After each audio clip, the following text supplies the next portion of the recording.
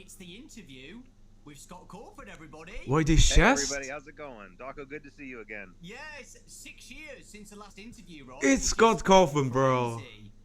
A lot of things have been happening since then. Oh, let's So the go. interview was August 2018. So after that, we got Help Wanted, Special Delivery, Security Breach, Help Wanted 2, Ruin DLC. So there's a lot going on. And of course the future games as well. Yesterday, Steelwall has announced something. I don't know what it is yet because we're recording this, you know, a couple of months before. Yeah, the announcement's coming. You're very excited for it. Future Dawko. 6 August. 6 August. It's coming.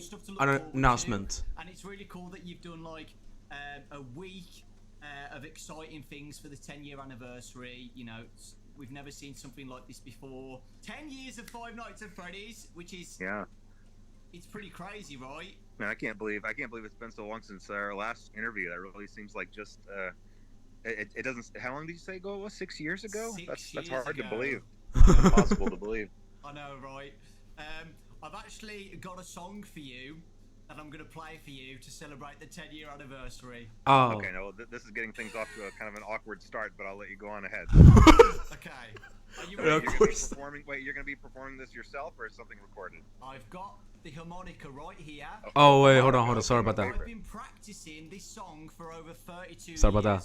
Okay. So, are you ready for this? I'm ready. Come on now, you started this. Right. Okay. Ready? I'm really good. I'm really good.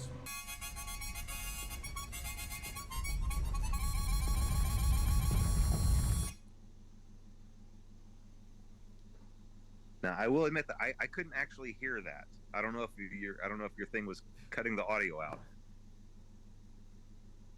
Well, I actually played a spell. Oh my god, can you stop, The Dawko? spell is from 1864 by a wizard named Dewey Muscrewy. Okay. That spell has now hypnotized you to tell me all the lore of Five Nights at Freddy's. Oh, jeez. Now, I thought we talked about this in advance. Now, listen. This is a bad idea to start talking about lore. All right, well, here, you'll have to give me specific questions, and I'll see what I can answer for you. But I make no promises. Scott, tell me what's in the box. Wow, just direct. Just out and direct, just like that. Yeah. Well, look, okay. It's the 10-year anniversary, okay? And even though I like to be elusive, I like to kind of tease the fan base, I like to, and I do like there to be an air of mystery about things. Sometimes I do let things go on for too long. And I understand that sometimes things become not fun anymore and things can become frustrating for theorists. So, okay, I think as the 10-year anniversary is upon us, I will give this as my gift to the fan base on this 10th anniversary. What's in the box? Wait, hold on. What's this? Is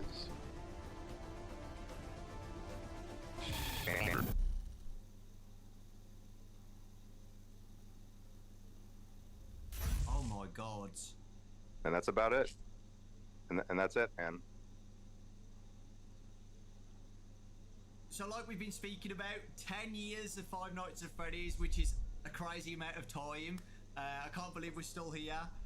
It's been such a journey. So I just wanted to ask you, do you have a highlight moment for the whole 10 years of Five Nights at Freddy's since 2014? I think there have definitely been a lot of satisfying What is this? moments. Like obviously, if whenever one of the new games would come out and it would be positively received, that was obviously a huge relief. You know, there's never been any goal other than just giving everybody what they were really hyped up about. Because you know, when you see everybody getting hyped up and getting excited, if suddenly something comes out that just is a big letdown, there's no greater fear, I think, for a game developer. So that was always satisfying and a relief. But I think the biggest highlight was probably just going to the movie theater to watch the movie when it finally came out, because you know, behind the scenes of all of the games throughout the years and behind the scenes of all the books being written and everything else, there was always the movie. The movie was just a slow burn project, even just starting as late as 2014. So that has been in the background, being, progressing for almost the entirety of that. No, not almost the entirety of that first 9 years. So to be able to actually go sit in the theater and hear the reaction from everybody and hear the fans really enjoy it, that was definitely that was definitely a moment of just real happiness for me, I think. Literally 9 years, having ups and downs, getting the script right as well. I know you've said on posts before you've had so many scripts made for the movie. The plushies in Manhattan or something, that was one of the scripts. So yeah, it was. Yeah, I can imagine how, Oh, this interview will be 56 minutes and 33 seconds long. I can't imagine it because I'm not. So it's good. It's good. It's good. When me, Raz, and Ryan and Baz went to a premiere for it and sat down at the cinemas, and we all looked at each other at the end, and we had to we couldn't believe it, and we didn't even make the games. We've been there since basically day one, but we all said imagine how Scott's feeling right now, just sitting down. Okay, y'all guys can listen to these guys in the meantime. I'm gonna eat a little quick.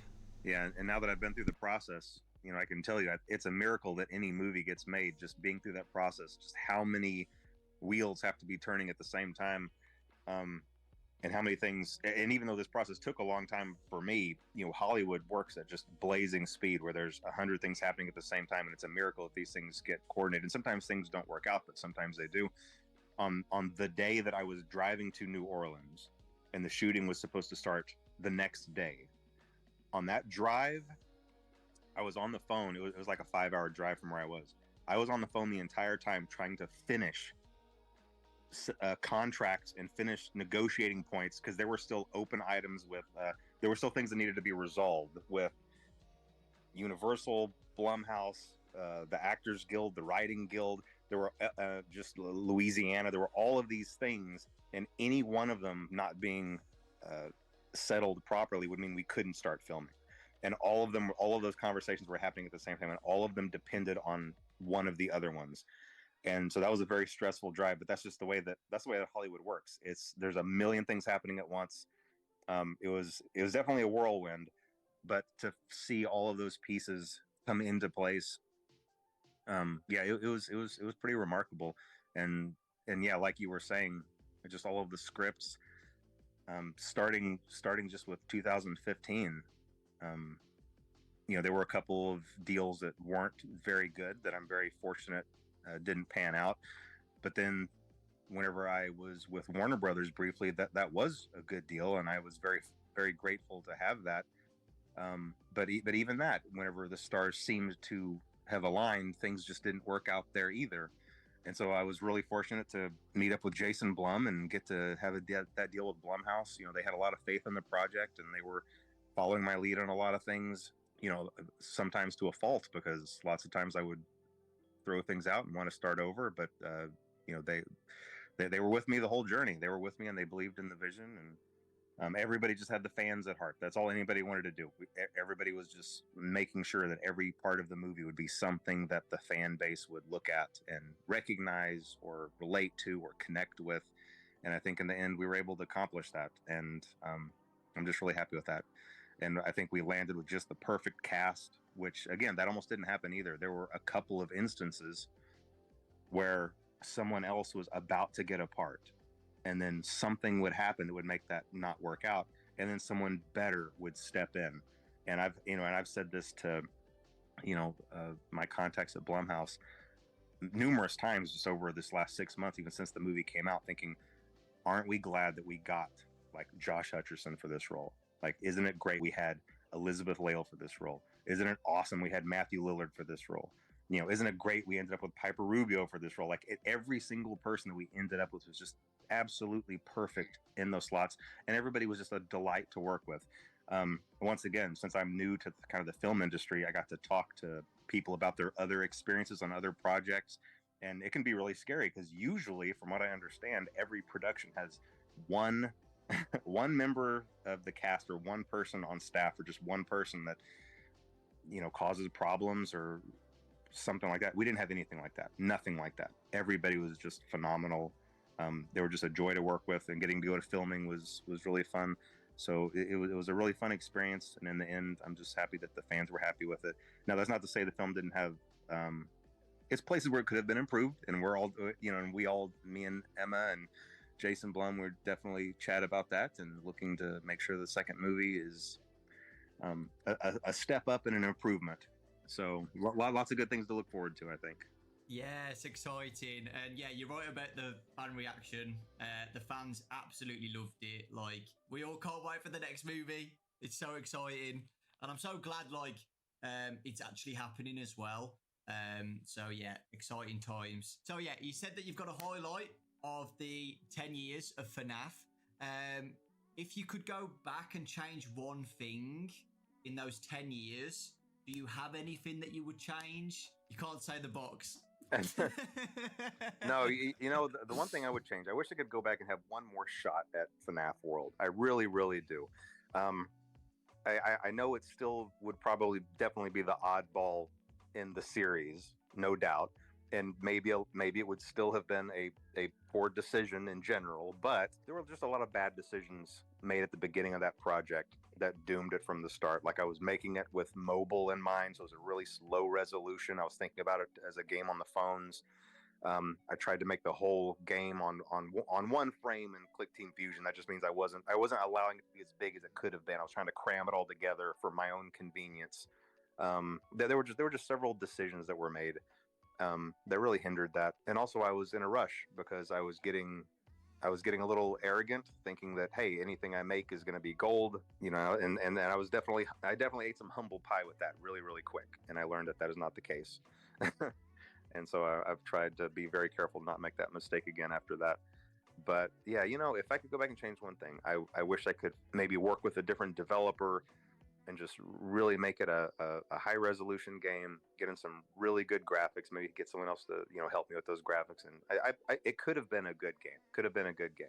Who knows? Maybe somewhere down the line, if I get really antsy about it and have a lot of free time on my hands, maybe FNAF 2 or FNAF World 2 might be a thing. Yeah, I was about to say that, you could still get a different company to do a FNAF World game. It's not over yet. I think I've said this to you before. I love FNAF World. I think it is so underrated, and I always say FNAF World is underrated. I love it so much. There's just a charm to it. I really do. And I know you don't like it, but I absolutely love it, man. I really do. I love everything about it. If I had allowed myself to work on it for one more year, just like really double its development cycle and let it be a high res game, I bet it would have really been something. But like I said, who knows? Maybe for the sequel someday. Let's move on to Steelwall. The amazing Steelwall Studios. That was the next game after Ultimate Custom Night. Help Wanted. One of my favorite games in VR. I absolutely loved it. What has it been like working with Steelwall? Were you nervous about it? Because I know it's a big thing to, give a company your baby, basically, and let them, do what you've been doing for the past 5 years. How was it for the first time letting someone else work on FNAF? I was really nervous about it. I was really nervous. I went several years still doing it by myself, even after I had the financial ability to pay other people. Again, I wasn't in that mentality of being able to do that. So even though I could have done that, I was still doing things just all by myself, all the way through Pizzeria Simulator. Yeah. But by then it was I knew that it was getting too much for me. I knew that I had to find another partner for it, and I was scared of that because there are stories all over the internet available about just games that went completely wrong because of games being mismanaged in the hands of development companies. And I'm sure that all of their pitches on the surface would have sounded the same, but I really got lucky. For that reason, I really feel like I got lucky, because whereas I probably could have accidentally ended up with a company that did botch something, I didn't. I think I really honestly believe that I landed with the best, just one of the best development companies. They've been just a pleasure to work with, and they've done a really great job. This last one they did, Ruin, I thought it was just so much fun. So much fun, and I think that might be one of the I think that might be my favorite thing that they've made was Ruin, and the things that they have planned, which I'm not going to talk about right here, but the things that they have planned are really exciting too. So yeah, I've been really happy. It's been a really good experience. Well, yeah, on Help Wanted. Well, I was going to throw in. I'm happy with how Help Wanted came out because at the time, Ooh, I don't have secrets. a VR setup anymore. What is he So happy whenever Help about? Wanted came out, What I is did he have a happy VR about? setup, A so I secret. was able to beta test. And of course, I was leading the charge to want to beta test my own games. I got into the Fun Time Auditorium and and I noped out of it. I took the headset off and I immediately got on the phone with Steel One and said, I'm not doing it. I'm not going to test it. You test it. You're going to test it. You'll find someone else to test it. I didn't even get jump scared by Foxy. I was just in there in the darkness, and I knew I wasn't going to do it. And I never played it again. And I never played Help Wanted, and I never played Help Wanted 2 either. And I'm not going to. People need to understand it though, right? Because in the past, like when I've obviously done videos on Help Wanted 1 and 2, I get a comment saying like, oh, it's not that scary, you're overreacted, it's not that bad.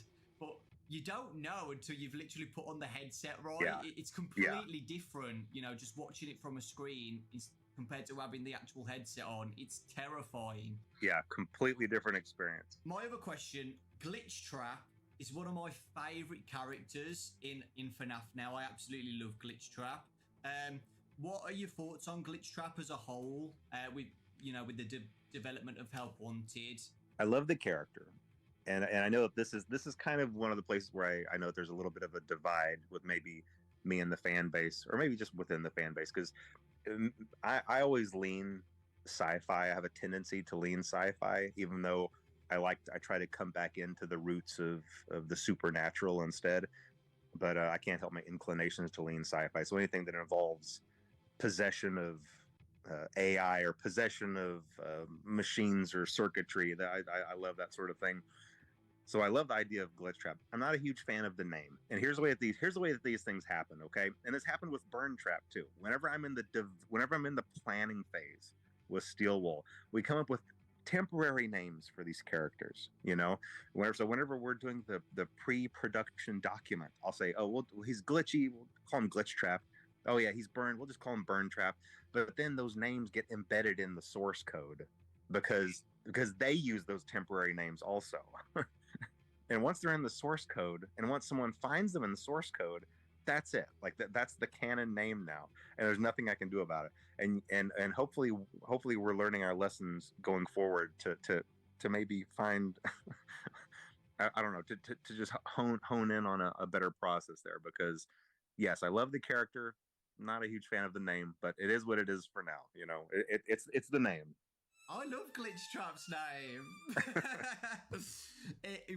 Could you think of a name, like, on the spot, like what you would want to call him or not? Oh, I have no idea. But you know what? A good example is Nexus, from Ruin. Now, that was a character where, even in just my design of the game, I thought that through, and I came up with that. And I'm really happy with it. I really like that name. It's a really cool name.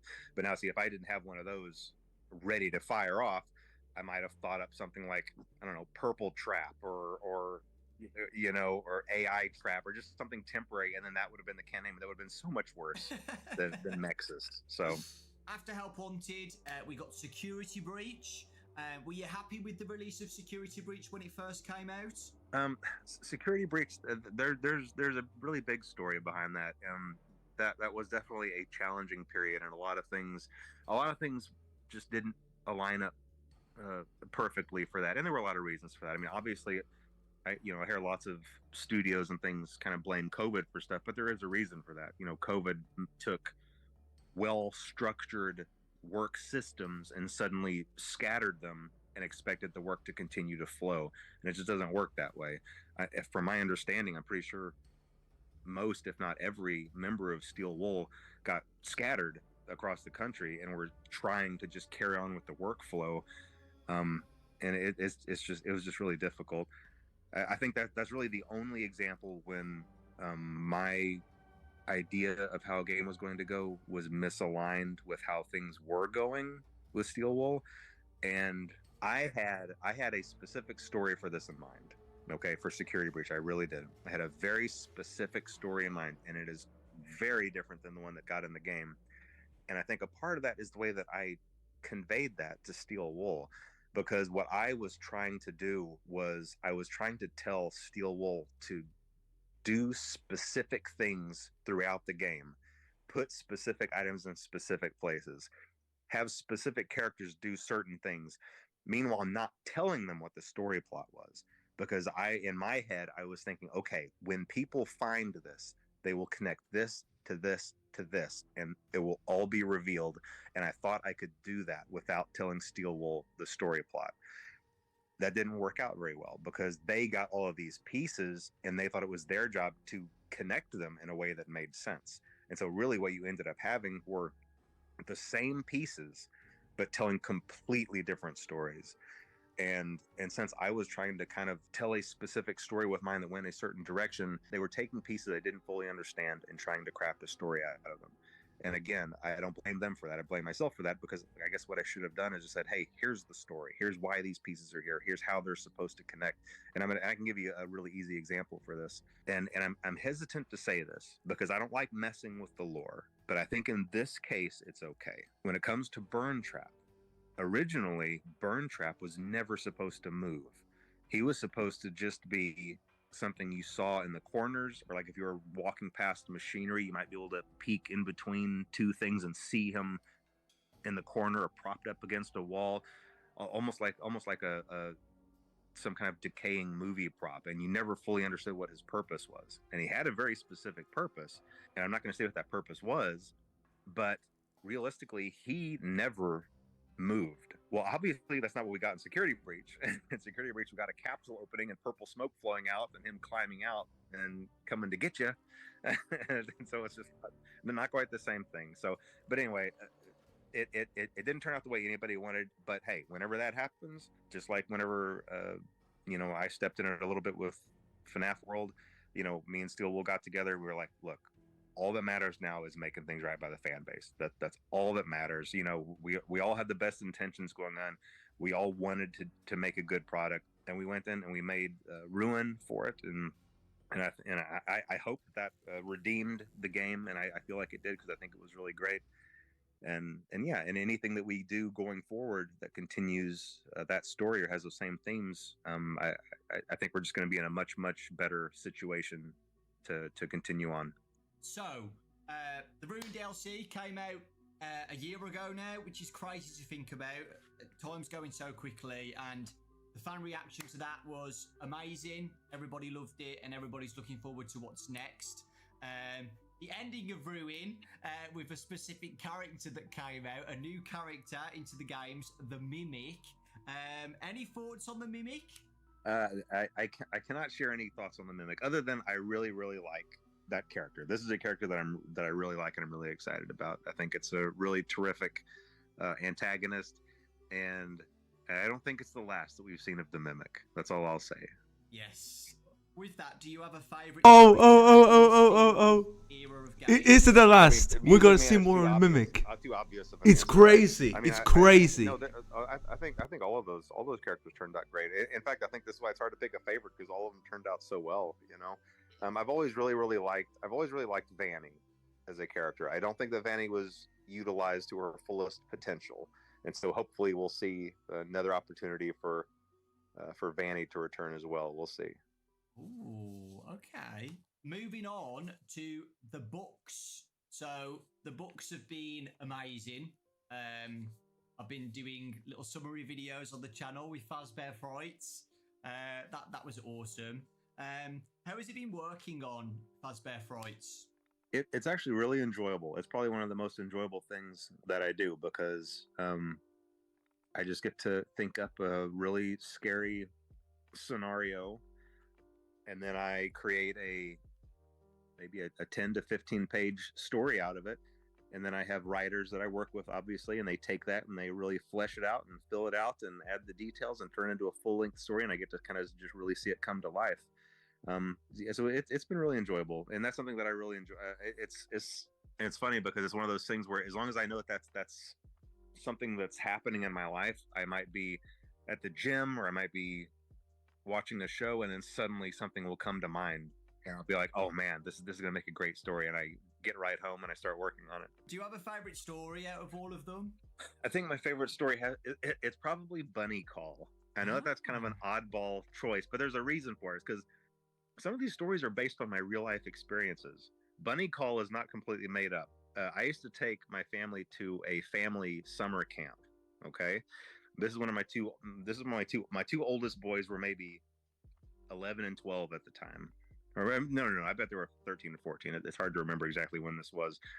But then I had younger two that were just babies still.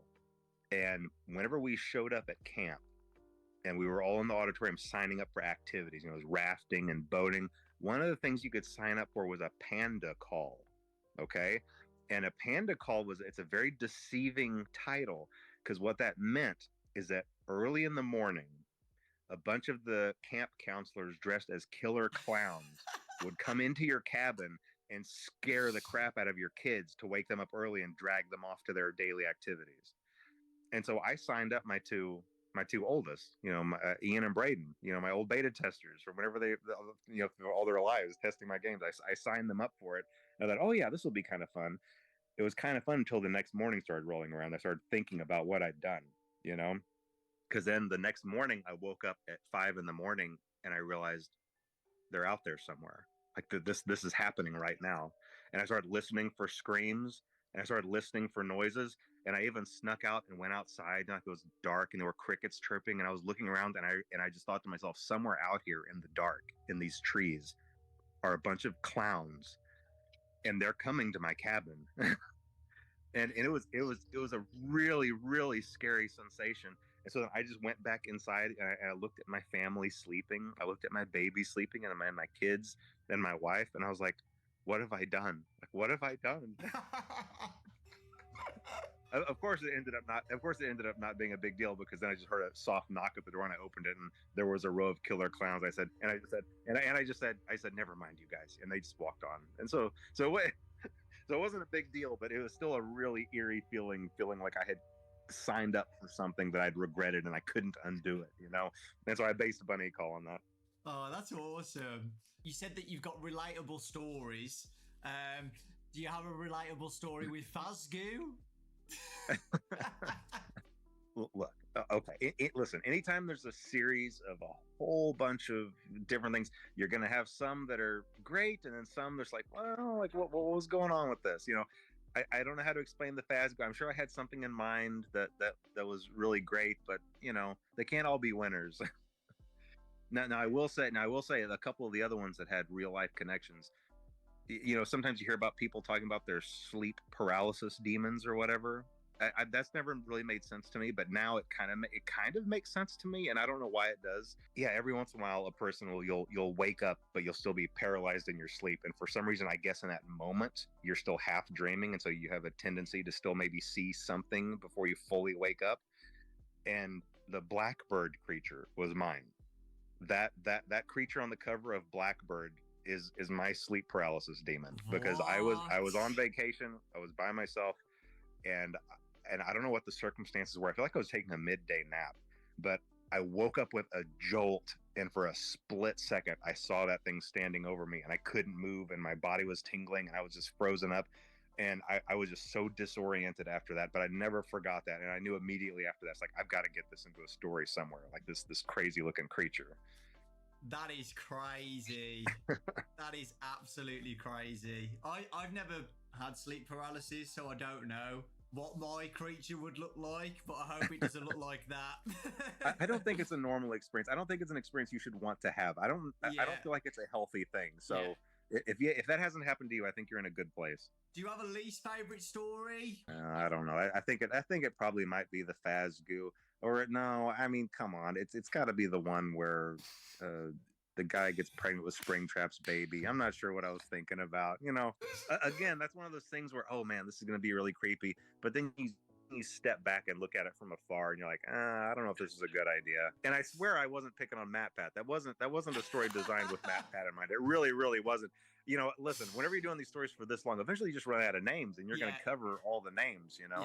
Eventually I'll get around to Dawko, you know, and so if you see Dawko in one of these stories, it's not something personal, it's just because I ran out of names, you know. I don't know, Dawko is a very specific name that you'd have to get to. I probably have a few more to go through before I get to that, so you don't have anything to worry about. When doing my summary videos, and I know a lot of people say the same, people who loved Goosebumps when they were kids find these really relatable, right?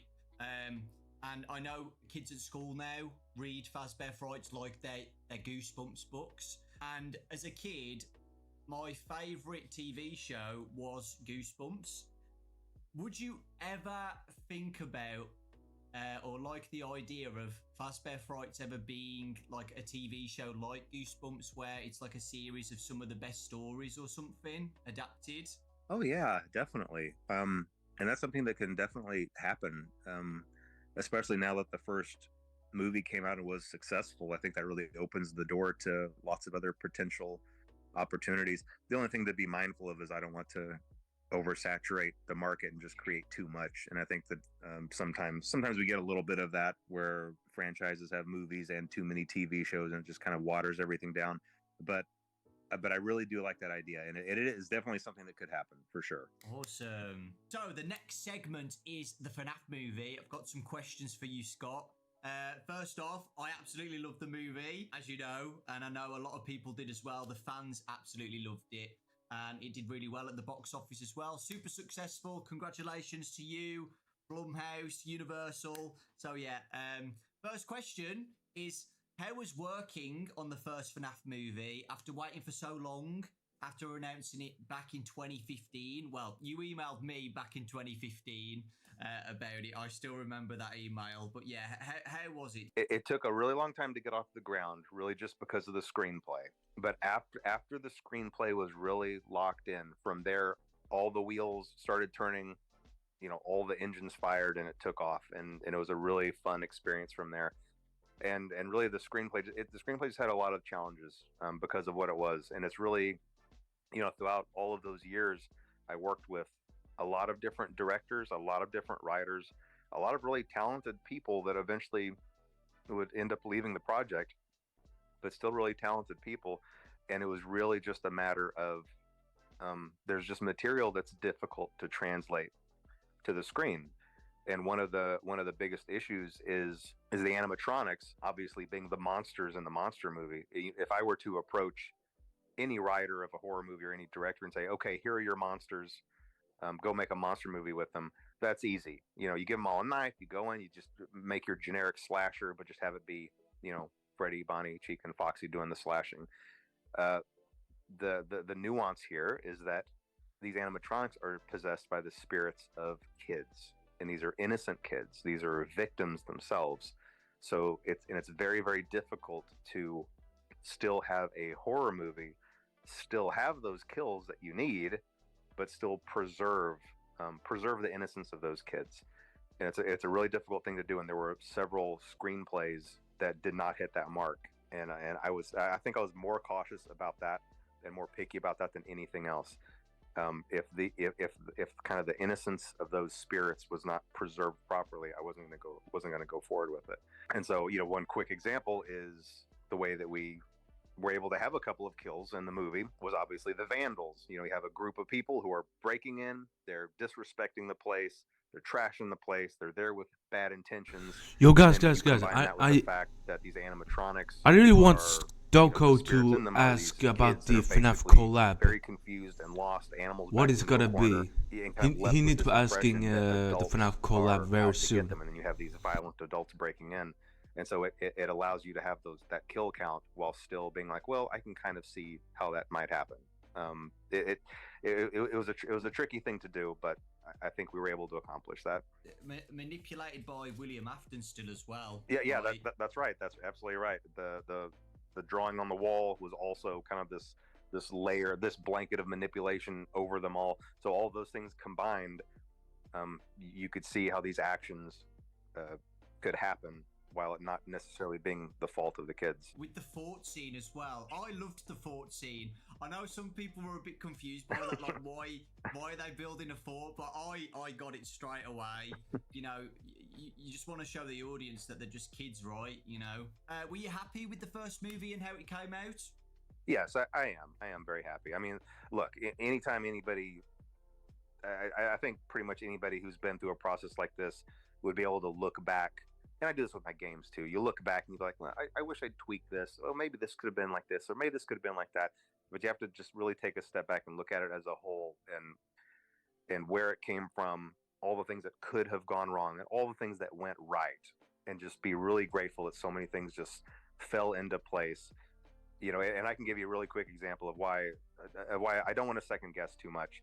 You know, at the 11th hour of this movie coming together, we still really didn't have a music composer, and I'd really wanted an animated intro. I was really pushing to have that 8-bit animated intro, but we didn't have anybody, and really not really anybody to have an idea of what kind of music we were looking for. 11th hour, Newton Brothers come in and they write off that banger of a track, like absolute insane. Like I listened to that the first time and I was like, wait a minute, do I have a theme song? Does Five Nights at Freddy's have a theme song? You know, and I called Emma Tammy on the phone. I was like, wait, do we have a theme song now? Like, I can't tell you how excited I was over that. And you better believe you're going to hear that again at the beginning of the second movie too. I mean, that was just so incredible. The Newton Brothers just knocked that out of the park. So yeah, so many things went right that I don't think I'm going to dwell too much on, you know, what I would go back and try to do differently. As we know, the movie was a major hit in 2023, super successful, the biggest horror movie of 2023 as well. How does that feel, seeing that happen? It's nice. That part is nice. It's more important to me that if the critics had loved it, but the fan base was grumbling and saying, wait, this isn't how it is in the lore. Wait, we didn't like this. I don't like how they did this and this. And the fan base was unhappy. That would be a failure to me. I'm perfectly happy with all the critics hating it and the fan base reacting positively to it. So yes, it is nice that the movie was successful. However, that is not the correct metric by which to judge the success of this movie. And in fact, opening night, which was Thursday night, you know, where I am, I went to the very first showing, and the theater was pretty much empty. There were only a couple other people in there, but it was a 1 o'clock showing. So, but still, I saw that as kind of a bad sign. But I just watched it anyway. Then I went to the next showing, which was just later in the evening, and I told myself I wasn't going to go online. I wasn't going to read any reviews. I had already told everybody at Blumhouse, and I told my legal team, don't talk to me, don't call me, don't email me, don't send me charts, don't send me facts or figures. I don't want to hear anything about anything. I'm going through this whole weekend blind. I just want to experience what everybody else is experiencing. Well, before I went into that second showing, I was just by myself. And then later that evening, my whole family was coming into town, by the way. My whole family was going to come into town and watch the movie with me that night. But this showing, I was still sitting by myself. I was checking my email, and I accidentally saw one of the reviews. And I saw that it was terrible. And that opened the floodgates, and I went and started reading all of the other reviews. And I immediately texted my family saying, don't come. Don't come. You know, this is over. I want to be by myself. And I was already thinking in my head, like, how am I going to write a letter to Blumhouse apologizing for this? How am I going to write a letter to the fans apologizing to this for just wasting everybody's time? And I was just incredibly depressed. But somehow Jason Blum caught wind of this. I don't know who I asked a question to or what I said, but you know, he started just bombarding me with text messages saying, Scott, the fans love it. The fans love it. You know, the movie's a big hit. Everything's great. He was just, you know, in all caps, everything all caps. My phone was just blowing with all caps texts. And so he really talked me through that to try to encourage me that even though the critics hated it, you know, there was a lot to be loved there by the fans. And so then I had my family come into town anyway, and we just sat in a packed theater and listened to, you know, the cheers and enthusiasm, and it really lifted my spirits. But you know, for a couple of hours there, man, I was pretty distraught. I thought the whole thing was just a complete disaster. But it wasn't. But it wasn't. It all worked out okay. You know, it all worked out okay. Yeah. And again, the movie's not perfect. There's definitely room to improve. But yeah, I'm definitely happy that it was in general received well by the fan base. The second movie, which is, you know, it's been announced that it's going to be coming out in 2025. Is it December 2025? Yeah, December 5th, 2025, I think. Is there anything exciting to talk about on the second movie? Anything you want to say? I'm not going to give away too many details. But I will say that I'm following kind of the same formula where the first movie is focused on the first game. So I'm going to try to carry on that tradition onward with future movies. And I think that is absolutely the way to go. And I think everyone's going to be really, really excited for what's planned for the second one. The first one was really challenging because it's so much setup. It's like, how do you establish all of this? But now that we have that launch pad, where to go from there came a lot just more natural. It felt a lot more natural. And we were able to really craft just a really great story, I think. And I'm really excited about it. And I won't say anything more, but I'm really hopeful that everyone's going to really love what's gonna come around December 2025. Yeah, so exciting. And is Emma back and everything? Oh yes, yeah, well? Emma's gonna be back. She did such a great job on that first one, Yeah, that's really good having the same director. So now we're going to be talking about Into the Pit, the new game that's coming out by Mega Cat Studios. We just got the trailer, another trailer, a couple like last week, and it looks amazing. It looks so good. How has it been working on the game based on a Fazbear Fright story? It's definitely been a unique experience. I first started talking to Meg. I mean, it's been years and years since that game has been in development. And originally, it was just supposed to be a little novelty one-off. It's like, oh yeah, here's this little company that makes 16-bit cartridges, and that was immediately appealing to me because I'm all about the Super Nintendo. And so if I could make something that would come on the Super Nintendo cartridge, sign me up. That was the most exciting thing, the most exciting product I'd ever worked on. It was still just supposed to be a novelty, but as the development went on, everybody was looking at it thinking, this looks pretty good. This actually looks really good. And so they just kept on going with it. They could have stopped a lot sooner, and they could have stopped with just a little simple novelty game, but they just kept going. And I kept looking at thinking, yeah, keep going. And they kept going, and I would keep looking at it. And it just turned into this big, full-fledged, full-sized game.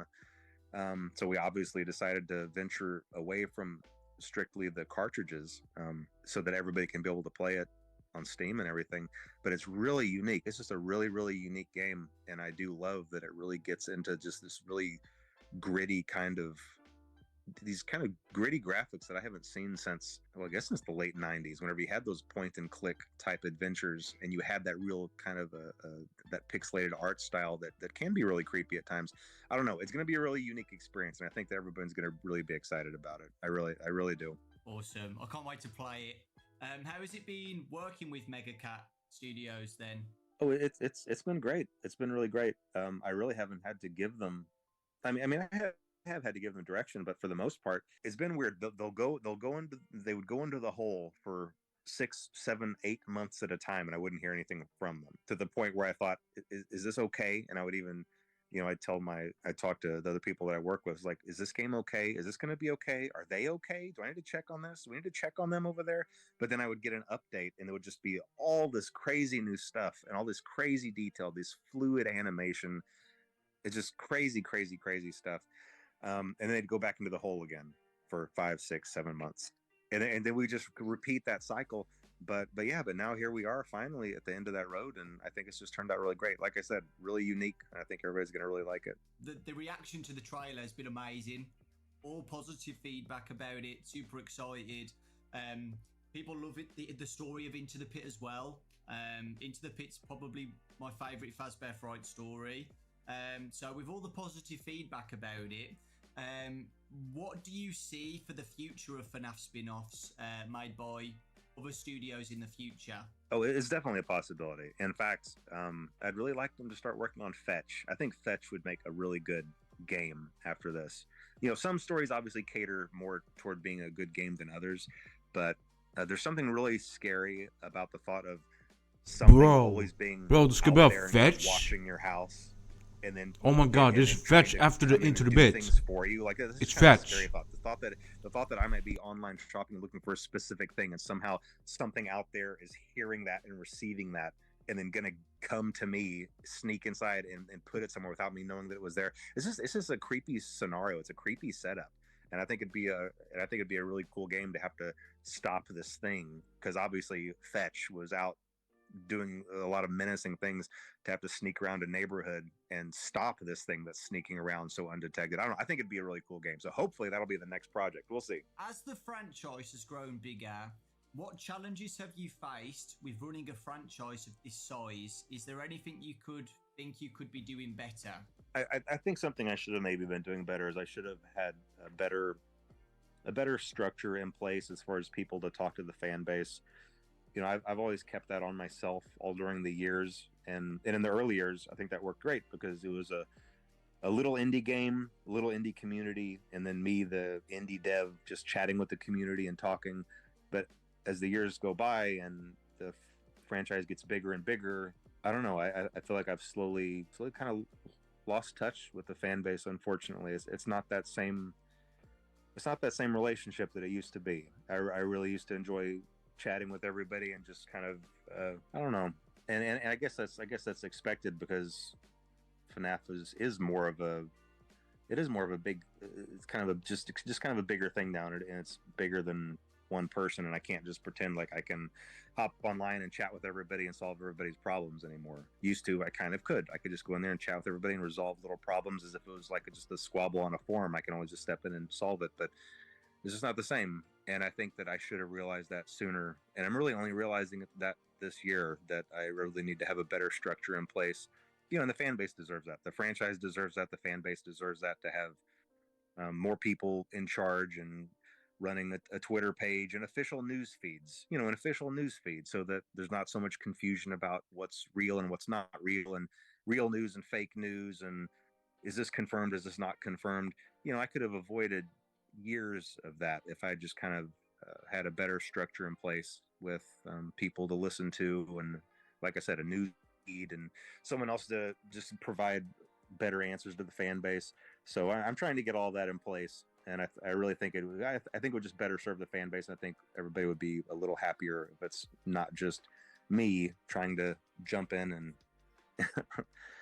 straighten things out when needed. Yeah, I think the Twitter's a great idea. Yeah. We're recording this in June, but you know, it was announced today. The schedule for what's coming out during that week is really exciting and really good. So people, you know, can get excited for the anniversary. They kind of know what's coming, which is really exciting. And you know, communication like that, you know, it's you know, people have really appreciated that. So thank you for doing that. And looking forward to seeing what happens next on the Twitter, what they announce. And apart from the second movie to look forward to, is there anything else you could hint at for the future? Any future titles or any little hints to get people excited for the future?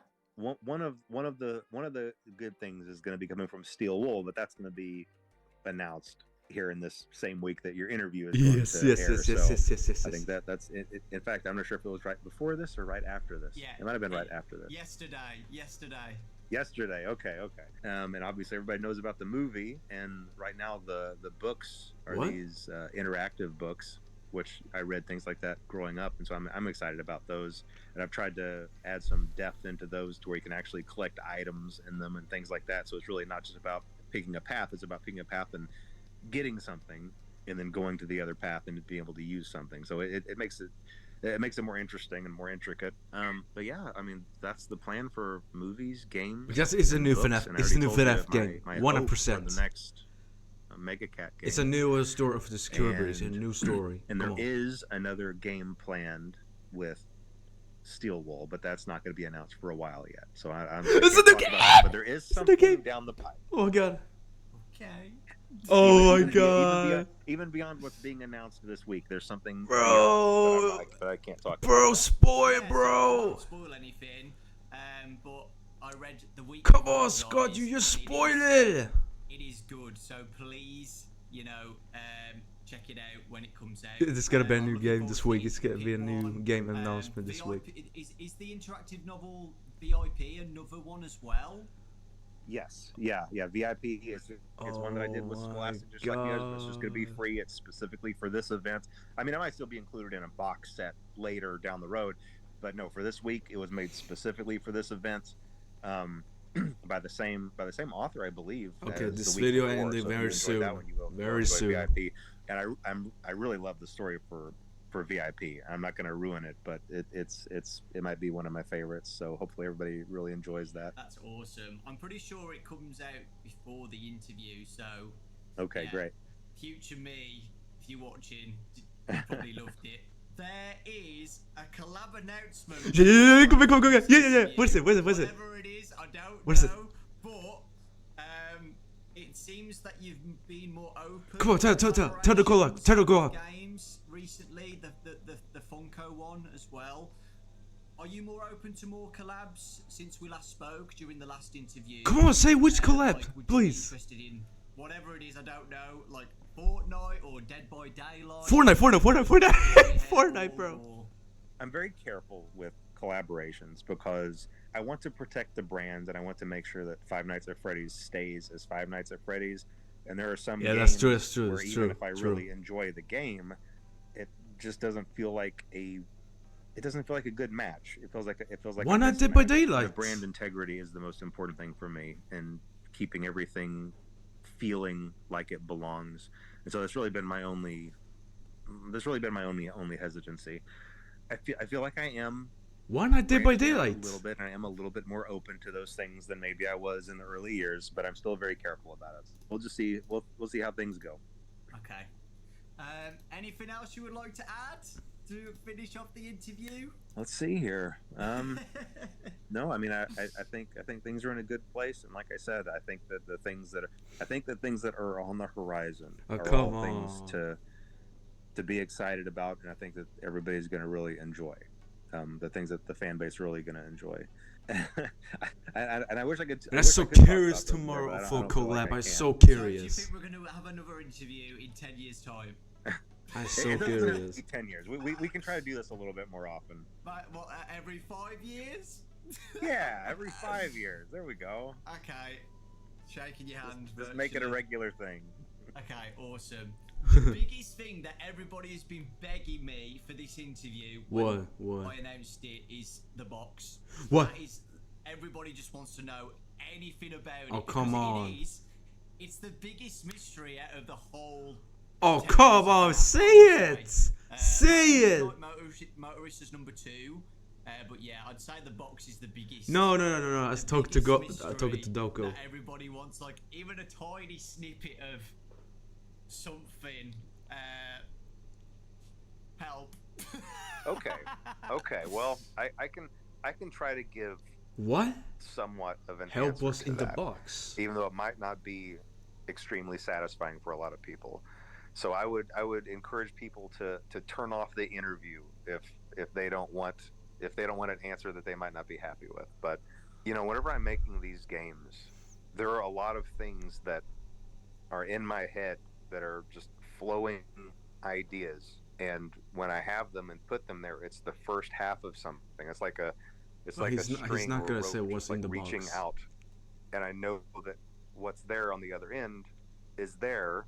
I trust that it's there. I know that it's there. And then whenever I progress forward, the rest of that just reappears. The rest of it appears and just fits into place perfectly. That's how all my games have been made. I feel that there is something there, and I make the roads to get there for that to be revealed. But then sometimes when things do progress, the roads aren't always the same roads as the ones that had been planned before. And so what that means is, even though at the time something was definitely there, something was definitely reaching out to be there, and I could feel that it was there, the progression of the story didn't go there. And so those strings never got pulled on, and those and the other half of that idea remained in the ether, remained in my subconscious. All of that to say, there is something in the box, but I never pursued it, and I don't know if I can find it again. And I think that that's the best answer that I can possibly give for that. Scott, thank you so much. Hey, no way. That's it. And everybody really does appreciate what? It. We're looking forward to the future. No. Future me. Okay. Is probably. It's fine. It's fine. Out, playing all the demos and getting ready for Into the Pit in a few days. I'm so excited. Damn. I really that was so close. Fanverse stuff as well. My Pop Goes and The Joy of Creation, that demo. I'm looking forward to playing all of those as well and reading the new book. There's a lot in that week. I'm gonna just be MIA that whole week. I've already told my friends and family, like, I'm not gonna be here for the whole week. Don't call me, don't text me. I'm gonna be in this room just doing everything I can that week. And yeah, we really do appreciate it. So yeah, I think that's it. Which is really weird. That hour went so quick. Thank you guys for watching. Again, I appreciate yeah, 100 was so quick. Yeah. Without you guys watching the channel, you know, I wouldn't be doing this in the first place. Interviewing Scott. So it really does mean a lot to me. Thank you so much. And yeah, I hope you all have a fantastic 10-year anniversary week, and you're all enjoying yourselves playing the demos and reading the books and stuff, and are excited for Into the Pit. I will see you again, Dawko. Well. So exciting. Tomorrow. But yeah, thank you, Scott. I appreciate it. So yeah, we'll both leave now. All right, sounds good. Thanks for having me, Dawko. Talk to you later. Thank you, Scott. Bye, guys. Thank you.